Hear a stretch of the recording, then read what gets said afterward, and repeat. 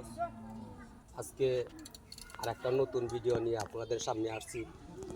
এই দেখেন, গাছের বৃষ্টি দেওয়ার পরে গাছ মোটামুটি একটা স্বাভাবিক আছে।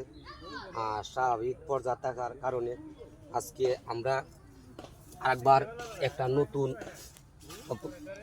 নতুনভাবে সার দিতেছি। এখানে আছে পটাশ, জিপসাম, এরপর দিয়ে আছে আপনার গিয়া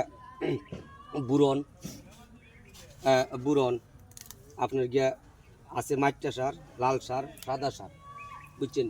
এগুলো আজকে আমরা এই গাছের প্রত্যেকটা গাছের গুড়ির মধ্যে দিয়া দিতেছি, বুঝছেন? তে এর বাদেও বৃষ্টি যদি না দেয়, তারপর আশা করতেছি আমরা লাভবান হইব। ওই দেখেন ফুল কেরালা গাছের, এটা আমার কেরালা। ওই দিন প্রতিটা গাছের গিডায় ফুল আরেকবার এই দিকে দেখেন পরিপূর্ণ হবে।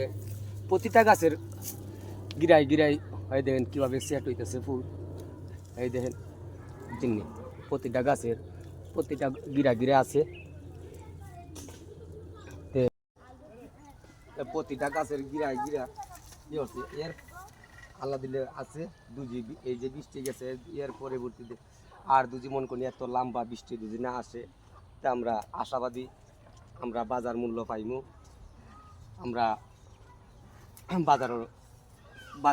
বাজার দামে বাজার পাইমু। যদি আমরা এই আশ্বিন কাটছি এই 2 মাস যদি আমরা বেচতাম পারি 50-60 টাকাও 2 কেজি যদি আমরা পাই, তারপর ইনশাল্লাহ। বুঝছেন? ওই দেখেন আর একটা বিশেষ করে আপনারা প্রত্যেকে আর একটা কাজ করে দিবেন। ওই যে লাল পাতাগুলো আছে, ও লাল পাতাগুলা আপনারা প্রত্যেকেই এই ফালাই দিবেন। বাত্তি পাতা আছে, এই পাতাগুলা আপনারা সবাই এই কি কাজ করে ফালাই দিবেন, বুঝছেন? না হইতে এই বেশি জাফরা পাতা যদি থাকে তাহলে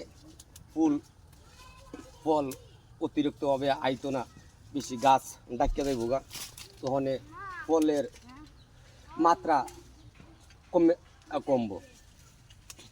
আর এই বাড়তি পাতাগুলা, বেশি পাতাগুলা, জাফরা পাতাগুলা যদি ফালাই দেন তাহলে আপনার গিয়া ফলনটা দীর্ঘমূল্য ফলন হবে।